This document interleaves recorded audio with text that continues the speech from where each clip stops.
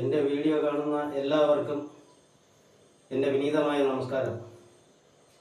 എൻ്റെ വീഡിയോ കാണുന്ന എല്ലാവരും എൻ്റെ ഈ ചാനലൊന്ന് സബ്സ്ക്രൈബ് ചെയ്ത് വീഡിയോ ഇഷ്ടപ്പെട്ടെങ്കിൽ ലൈക്ക് ചെയ്ത് ഷെയർ ചെയ്യണം, മറക്കരുത്.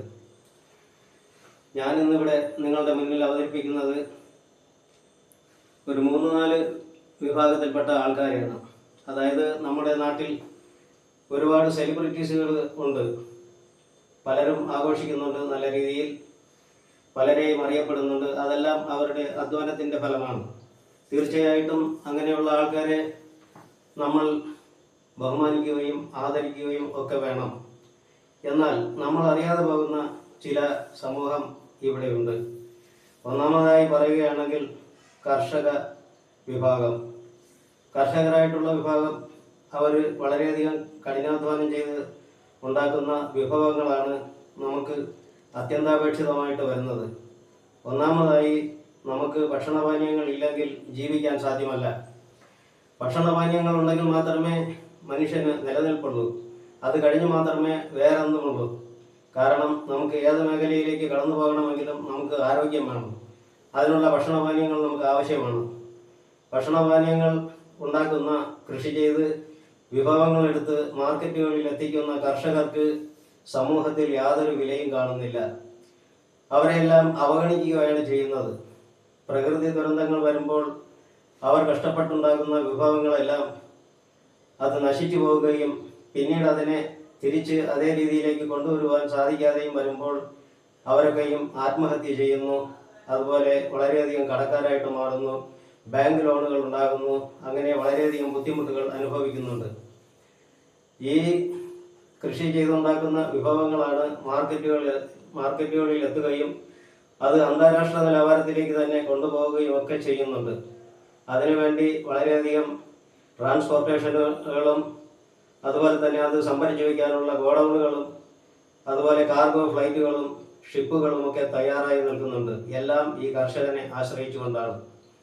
നമുക്ക് വിദ്യാഭ്യാസത്തിന് പോകണമെങ്കിലും നമുക്ക് ഭക്ഷണം കഴിച്ചേ മതിയാകൂ. അതുപോലെ തന്നെ ഏത് മേഖലയിലും ശാസ്ത്രീയ ലെവലിലായിരുന്നാലും എങ്ങോട്ട് പോകണമെങ്കിലും എന്തെല്ലാം പുരോഗതി നാട്ടിൽ ഉണ്ടാക്കിയെടുക്കണമെങ്കിലും നമുക്ക് ആദ്യമായിട്ട് വേണ്ടത് ഭക്ഷണമാണ്, പാനീയങ്ങളാണ്. അത് കഴിഞ്ഞ് മാത്രമേ മറ്റെന്തുമുള്ളൂ എന്നുള്ളതാണ് ശരിയായ വസ്തുത. ഇത് പലരും തിരിച്ചറിയുന്നില്ല എന്നുള്ളതാണ് എനിക്ക് പറയാനുള്ളത്. അതുകൊണ്ട് തീർച്ചയായിട്ടും ലോകത്ത് ഇന്നോളം വന്നിട്ടുള്ള സെലിബ്രിറ്റീസുകളുടെ കൂട്ടത്തിൽ ഈ കർഷകരുടെ പേര് 1-ാം സ്ഥാനത്ത് തന്നെ നിൽക്കണമെന്നാണ് ഞാൻ ആഗ്രഹിക്കുന്നത്. ആദ്യമായിട്ട് നമ്മൾ ആദരിക്കുകയും ബഹുമാനിക്കുകയും ഒക്കെ വേണ്ടത് കർഷകരെയാണ്. അവരെ നമ്മൾ നല്ല രീതിയിൽ സ്നേഹിക്കുകയും സഹകരിക്കുകയും ബഹുമാനിക്കുകയും ഒക്കെ വേണം, ആദരിക്കുകയും വേണം. അതിന് വേണ്ടുന്നതായ തയ്യാറെടുപ്പുകൾ മനുഷ്യ സമൂഹത്തിന് ആവശ്യമാണ്. കാരണം നമ്മുടെ വീട് തൊട്ട് തട്ടുകട മുതൽ അതുപോലെ ഒരുവിധം സ്റ്റാൻഡേർഡുള്ള കടകൾ, അത് കഴിഞ്ഞിരുന്നാൽ 2 സ്റ്റാർ 3 സ്റ്റാർ 4 സ്റ്റാർ 5 സ്റ്റാർ ഹോട്ടലുകളിലൊക്കെ വിളമ്പുന്ന ഭക്ഷണപാനീയങ്ങൾ, അതിനെ ആശ്രയിച്ചുകൊണ്ടുള്ള വേറെ മേഖലകൾ, അങ്ങനെ ഒരുപാടുണ്ട് നമുക്ക് പറയാൻ വേണ്ടിയിട്ട്. ഇതെല്ലാം ഈ കർഷകരുടെ അധ്വാനത്തിൽ കൂടി ഉണ്ടാകുന്നതാണ്. അതുകൊണ്ട് കർഷകരെ ബഹുമാനിക്കണമെന്നാണ് എനിക്ക് പറയുവാനുള്ളത്. അത് നമ്മൾ തീർച്ചയായിട്ടും അവരെ ഒരിക്കലും അവഗണിക്കരുത്, പരിഗണനയിൽ കൊണ്ടുവരണം. അതുപോലെ ഓരോ സ്റ്റേറ്റുകളിലും അല്ലെങ്കിൽ ഇന്ത്യ ഒട്ടാകെയല്ല എന്നുള്ളത് മാത്രമല്ല, വിദേശ രാജ്യങ്ങളിലായിരുന്നാൽ പോലും ഇത് തന്നെയാണ് അവസ്ഥ. കർഷകർ അധ്വാനിക്കുന്നതല്ലേ, അധ്വാനിച്ചാൽ മാത്രമേ ഏതൊരു കുട്ടിക്കും അതുപോലെ തന്നെ മുതിർന്നവർക്കും, അതല്ല രാജാവിനായിരുന്നാലും രാജകൊട്ടാരത്തിലായിരുന്നാലും ഭക്ഷണ വിഭവങ്ങൾ വിളമ്പുന്നത് ഈ കർഷകന്റെ അധ്വാനത്തിൽ നിന്നുള്ളതാണ്. അത് തീർച്ചയായിട്ടും നമ്മൾ മനസ്സിലാക്കണം, അവരെ ബഹുമാനിക്കണം. രണ്ടാമതായിട്ട് നമ്മൾ ബഹുമാനിക്കാനുള്ളതെന്ന് പറഞ്ഞു കഴിഞ്ഞിരുന്നാൽ ഗുരുക്കന്മാരെയാണ്. അറിവ് പകർന്നു തന്നിട്ടുള്ള ആദരണീയരായ ഗുരുക്കന്മാരെ നമ്മൾ ആദരിക്കുകയും ബഹുമാനിക്കുകയും ചെയ്യണം. മൂന്നാമതായിട്ട് പറയുവാനുള്ളത് നമ്മുടെ രാജ്യത്തിന് വേണ്ടി കാവൽ നിൽക്കുന്ന കാവൽ ഭടന്മാരായിട്ടുള്ള പട്ടാളക്കാരെ നമ്മൾ വളരെയധികം ബഹുമാനിക്കുകയും ആദരിക്കുകയും വേണം. അവർക്ക് പലപ്പോഴും നേരിടേണ്ടി വരുന്നതായ ദുരവസ്ഥകൾ പലതുമുണ്ട്. ജീവിതത്തിൽ നമ്മൾ സത്യത്തിൽ അവരെക്കുറിച്ച് പറയുകയാണെങ്കിൽ നാടിനു വേണ്ടി വളരെയധികം കഷ്ടപ്പെടുന്നവരാണ് പട്ടാളക്കാർ. അത് ഏത് മേഖലയിലായിരുന്നാലും, അത് ലാൻഡ് ഫോഴ്സ് ആയിരുന്നാലും എയർഫോഴ്സ് ആയിരുന്നാലും നേവിയിലായിരുന്നാലും അങ്ങനെ ജോലി ചെയ്യുന്നവരും അതോട് അനുബന്ധ ഘടകങ്ങൾ ഒരുപാടുണ്ട്. ഒരുപാട് ഉദ്യോഗസ്ഥന്മാരും മേഖലകളും ഒക്കെ അതിനകത്തുണ്ട്. അവർക്കെല്ലാവർക്കും എൻ്റെ വിനീതമായ നമസ്കാരം ഞാൻ പ്രത്യേകിച്ച് അറിയിക്കുകയാണ്. ഞാൻ വളരെയധികം സ്നേഹിക്കുകയും ഇഷ്ടപ്പെടുകയും ബഹുമാനിക്കുകയും ചെയ്യുന്ന ആ വിഭാഗക്കാരാണ് പട്ടാളക്കാരെന്ന് പറയുന്നത്. അതുപോലെ തന്നെ കർഷകർ, അതുപോലെ തന്നെ ഗുരുക്കന്മാർ. അടുത്തതായിട്ട് പറയുവാനുള്ളത് നഴ്സുമാരാണ്. അവരുടെ തൊഴിലാണ് എങ്കിൽ പോലും അവർ വളരെയധികം അവഗണിക്കപ്പെടുന്നവരാണ്. സമൂഹത്തിൽ വൈദ്യശാസ്ത്രത്തിൻ്റെ പശ്ചാത്തലത്തിൽ വർക്ക് ചെയ്യുന്ന ഡോക്ടേഴ്സും അതുപോലെ തന്നെ നഴ്സുമാരും അവർ വളരെയധികം കഷ്ടപ്പെടുന്നവരാണ്. നല്ലവരായ ഡോക്ടേഴ്സുണ്ട്, അതുപോലെ തന്നെ മോശമായ രീതിയിൽ പെരുമാറുന്ന ഡോക്ടേഴ്സുമുണ്ട്. അതവിടെ നിൽക്കട്ടെ. എങ്കിൽ പോലും നഴ്സുമാരുടെ ജീവിതം എന്ന് പറയുന്നത് വളരെയധികം ബുദ്ധിമുട്ടുള്ളതാണ്. അതൊരു സർക്കാർ ആശുപത്രിയിൽ ചെന്നിരുന്നാലും പ്രൈവറ്റ് ആശുപത്രിയിൽ ചെന്നിരുന്നാലും നമുക്ക് ശരിയായ രീതിയിൽ മനസ്സിലാക്കാൻ കഴിയുമെന്നുള്ളതാണ്. ഇതെല്ലാം ജീവിതത്തിലുടനീളം നമ്മൾ സഞ്ചരിക്കുമ്പോൾ നമുക്ക് കാണാൻ കഴിയുന്ന കാഴ്ചകളാണ്. അതുകൊണ്ട് അവർക്കും പ്രത്യേക സ്ഥാനം കൊടുക്കണം. എല്ലാ നഴ്സുമാർക്കും എൻ്റെ വിനീതമായ നമസ്കാരം ഞാൻ അറിയിച്ചു കൊള്ളുകയാണ്.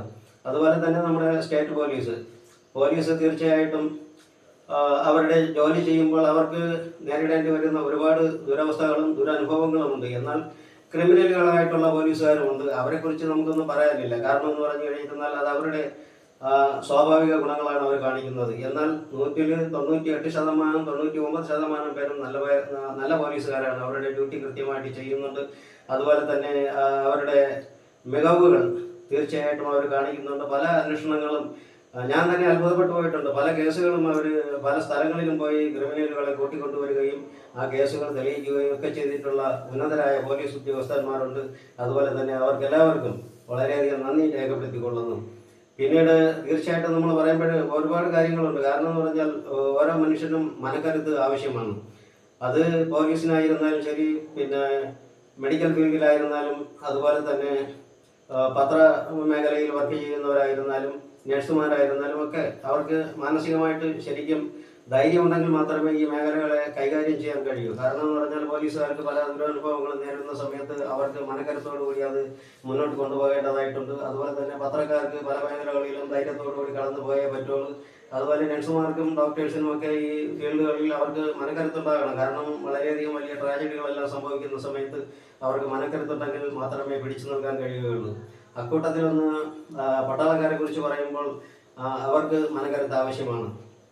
ആ മനക്കരുത്ത് വളരെയധികം കട്ടിയുള്ളതാണ്. കാരണം സ്വന്തം നാടും വീടും കുടുംബവും ഒക്കെ ഉപേക്ഷിച്ച് രാജ്യത്തിന് വേണ്ടി കാവൽ നിൽക്കുന്ന ആ ഭടന്മാരുടെ പ്രതിജ്ഞ എന്ന് പറയുന്നത് അത് വളരെയധികം മഹത്തായതും വിലപ്പെട്ടതുമാണ്. കാരണം ഞാൻ ഈ പറഞ്ഞ ആൾക്കാരൊക്കെ പോലീസുകാരായിരുന്നാലും, അതുപോലെ നഴ്സുമാരായിരുന്നാലും, ഡോക്ടേഴ്സായിരുന്നാലും, പത്രപ്രവർത്തകരായിരുന്നാലും അവർ മേഖലകളിൽ ഇറങ്ങുന്നു, അവർ ജോലി ചെയ്യുന്നു, അവർക്ക് ധൈര്യമുണ്ട്. എങ്കിൽ പോലും ചില സമയങ്ങളിൽ എന്തെങ്കിലും വലിയ പ്രശ്നങ്ങൾ വളരെയധികം ദുഷ്കരമായ രീതിയിൽ വരികയാണെങ്കിൽ എല്ലാവരും പിന്നോട്ട് മാറിപ്പോകും.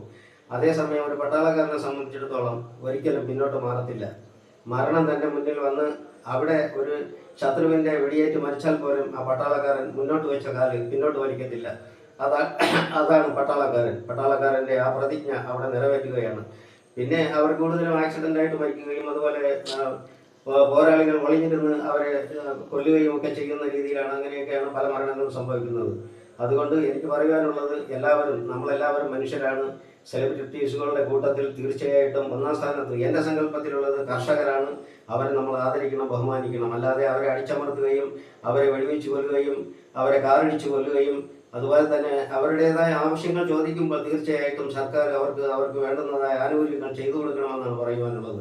അത് തീർച്ചയായിട്ടും ഓരോ സ്റ്റേറ്റിലുള്ള മന്ത്രിമാരും അതുപോലെ തന്നെ അതിനോട് അനുബന്ധിച്ചുള്ള ഉദ്യോഗസ്ഥരുമൊക്കെ കണ്ണു തുറന്ന് എൻ്റെ ഈ വാക്കുകൾ ശ്രദ്ധാപൂർവം കേട്ട് ഈ ഫീൽഡുകളിൽ ഈ വർക്ക് ചെയ്യുന്നവർക്കെല്ലാം എന്താണ് എന്നുള്ളതിൻ്റെ അതിൻ്റെ സത്യാവസ്ഥകൾ മനസ്സിലാക്കിക്കൊണ്ട് കർഷകർക്ക് അവർക്ക് ആനുകൂല്യങ്ങളും അവരെ പിന്നെ പ്രകൃതി ദുരന്തങ്ങൾ വരുമ്പോൾ അവർക്ക് വേണ്ടുന്ന സഹായങ്ങൾ ചെയ്തു കൊടുക്കുകയും ഒക്കെ ചെയ്യണം. അതുപോലെ ഈ നഴ്സുമാരുടെ കാര്യത്തിൽ പ്രൈവറ്റ് ആശുപത്രികളിൽ ജോലി ചെയ്യുന്ന നഴ്സുമാർക്ക് വളരെയധികം ബുദ്ധിമുട്ടുകൾ അനുഭവിക്കുന്നുണ്ട്. അവരെയൊക്കെ എന്താണ് പറയുക, ഒരു പ്രത്യേക രീതിയിലുള്ളതായ കാഴ്ചപ്പാടുകളും അവർക്ക് ശരിക്കുള്ള വേതനങ്ങൾ കിട്ടാതെ ഒരുപാട് ബുദ്ധിമുട്ടുന്ന സംഭവങ്ങൾ നമ്മൾ പലപ്പോഴും വാർത്തകളിൽ കണ്ടിട്ടുള്ളതാണ്. അതിനൊക്കെ ഒരു നല്ല രീതിയിലുള്ളതായ ഒരു പ്രതികരണം ഉണ്ടാവുകയും അവർക്ക് വേണ്ടുന്ന ആനുകൂല്യങ്ങളൊക്കെ കൃത്യമായിട്ട് കിട്ടുകയും ചെയ്യണമെന്നാണ് എനിക്ക് പറയാനുള്ളത്. അപ്പോൾ ഈ കൂട്ടത്തിൽ എൻ്റെ ഈ വീഡിയോ കാണുന്ന എല്ലാവർക്കും ഒരിക്കൽ കൂടി ഞാൻ എൻ്റെ വിനീതമായ നമസ്കാരം പറയുകയാണ്.